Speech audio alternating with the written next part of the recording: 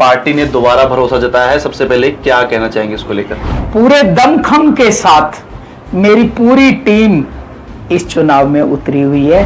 अभी तो कांग्रेस का टिकट ही अनाउंस नहीं हुआ है, कांग्रेस का कौन कैंडिडेट आता है, हमारा मुकाबला सीधा कांग्रेस के साथ होगा। 19 में क्या समीकरण बने कि आपकी टिकट कटी, आपको टिकट नहीं दी पार्टी ने? पार्टी ने जो फैसला किया सर आंखों पे, और मैंने उस वक्त भी, आपने देखा भी होगा, मैंने कोई विरोध नहीं किया। तो अभी जो है राजवीर बराड़ा नाराज बताए जा रहे हैं पार्टी से, के समर्थक भी बीजेपी कार्यालय में गए, मुख्यमंत्री जी ने भी उनसे बुला के बात की है। तो राजवीर बराड़ा जी से बातचीत की है, आपने मनाने की कोशिश की गई हो?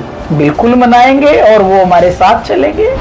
मैं ये चुनाव मजबूती के साथ लड़ूंगी और मेरे तमाम भाइयों को मैं कांग्रेस से वापस भारतीय जनता पार्टी में लेके आऊंगी।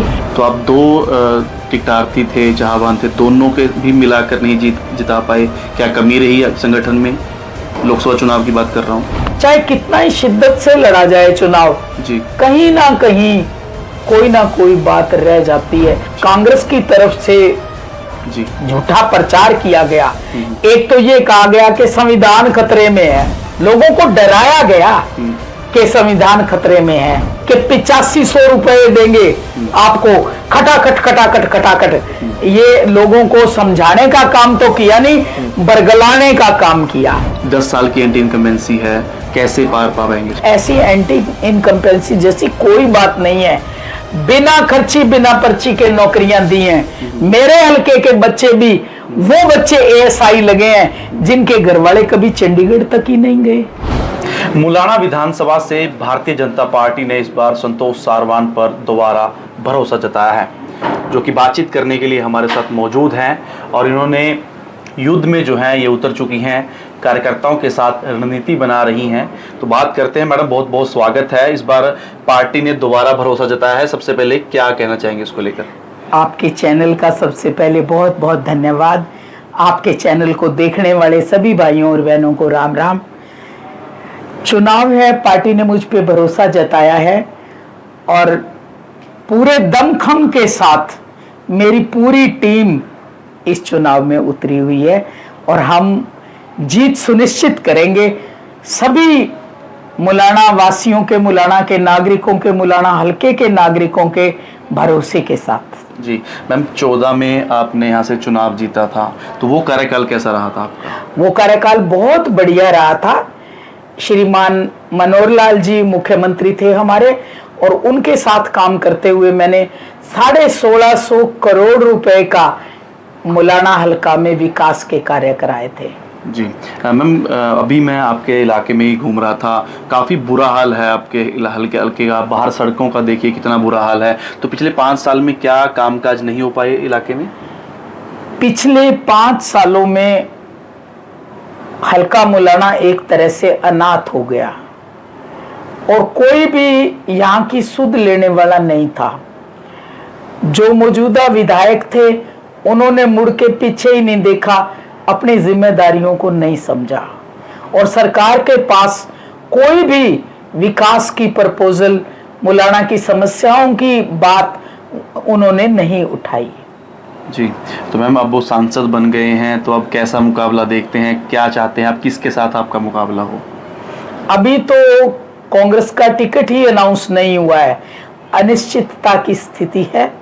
देखिए आप, कांग्रेस का कौन कैंडिडेट आता है, हमारा मुकाबला सीधा कांग्रेस के साथ होगा। जी मैम, जो काफ़ी बाकी टिकटार्थी हैं वो इकट्ठे होकर हाईकमान पे गए हैं कि वरुण मुलाना परिवारवाद है, कि एक ही परिवार में बार बार हर टिकटें दी जा रही हैं, इसको किस तरीके से देखते हैं?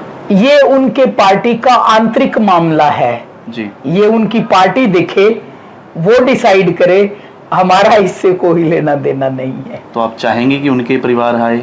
नहीं, मैं ऐसा क्या चाहूंगी, ना मैं किसी और के लिए ना उनके लिए, मेरे मन में कोई वो बात नहीं है। जिसको भी उनकी पार्टी टिकट देगी हम उसका डट के मुकाबला करेंगे। जी मैम, 19 में क्या समीकरण बने कि आपकी टिकट कटी, आपको टिकट नहीं दी पार्टी ने? ऐसा है, पार्टी का अपना प्रोग्राम होता है, पार्टी की अपनी नीतियां होती हैं, पार्टी में बहुत सारी बातें देखी जाती हैं, समस्याएं भी होती हैं कि क्या किया जाए।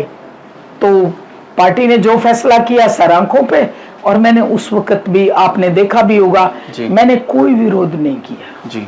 तो अभी जो है राजवीर बराड़ा नाराज बताए जा रहे हैं पार्टी से, के समर्थक भी बीजेपी कार्यालय में गए। ऐसा है, ये छुटपुट बातें बहुत सारी जगह से हरियाणा से आ रही हैं, लेकिन हमारे सभी लोग, हमारा नेतृत्व कुशल नेतृत्व है, मुख्यमंत्री जी ने भी उनसे बुला के बात की है और बाकी जिला अध्यक्ष सभी लोग लगे हुए जी। हैं। ऐसी कोई बात नहीं हमारी, एज सच मेरी पर्सनल जी। किसी से कोई नाराजगी तो राजवीर बराड़ा जी से बातचीत की है आपने, मनाने की कोशिश की गई हो?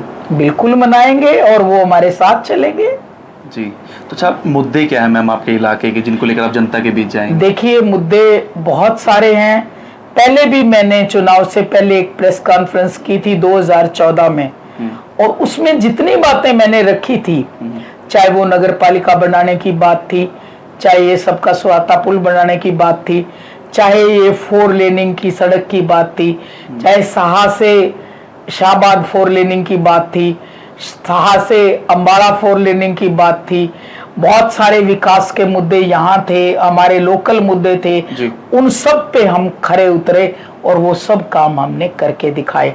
आज जो बराड़ा की स्थिति है देख के बहुत दिल दुख पाता है। आप ये सड़क देखिए, हमने 4 लेन बनाई सारे बाजार की, और बाजार में लाइटें लगा के जी। बराड़ा गांव को बराड़ा शहर में तब्दील किया, लेकिन देख के दिल में दुख होता है जी। कि उसकी स्थिति बहुत अच्छी नहीं है।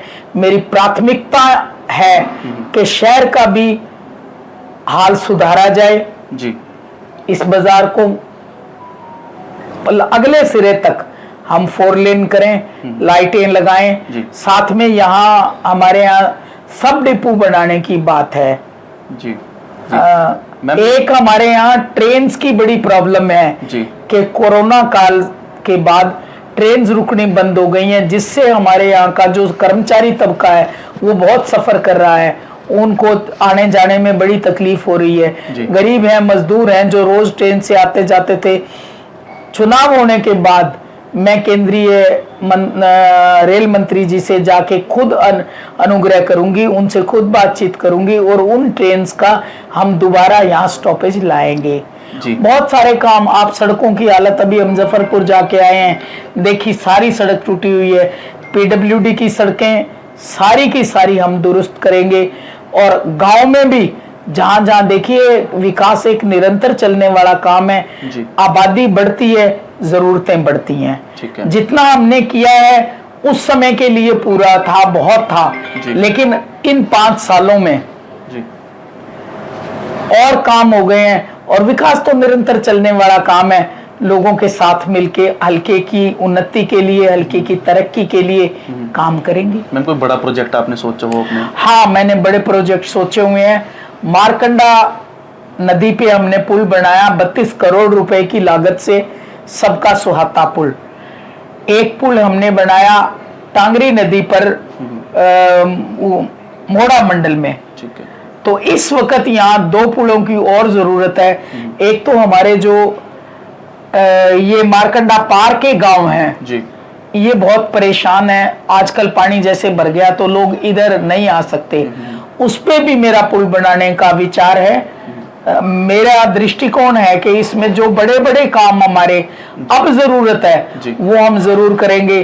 तंदवाड़ से भी हमारा पहले पुल बनाने का विचार था, वो सबका स्वाता पुल मंजूर हुआ। ठीक है। एक टर्म में मैं 2 पुल बना सकी जी। और अगली टर्म में मेरा ये बाकी बनाएंगे। ठीक है। बाकी 2 मैम, पुल हम लोकसभा और चुनाव बनाएंगे। में काफी लीड बड़ी कांग्रेस की यहाँ से देखने को मिली। हाँ और जी। आपके हलके में 172 गांव हैं, ग्रामीण हलका तकरीबन है। सारा ग्रामीण है। ग्रामीण हलके में थोड़ी बीजेपी कमजोर मानी जा रही है इस बार, और लोकसभा में जैसे मैंने कहा कि बढ़त मिली, तो कैसे पार पा पाएंगे आप? देखिए, लोकसभा में बढ़त मिली, इसमें कोई संशय नहीं है जी। लेकिन मैं ये चुनाव मजबूती के साथ लड़ूंगी, और मेरे तमाम भाइयों को मैं कांग्रेस से वापस भारतीय जनता पार्टी में लेके आऊंगी, जी। क्योंकि ये चुनाव विकास के मुद्दों का चुनाव है। जी।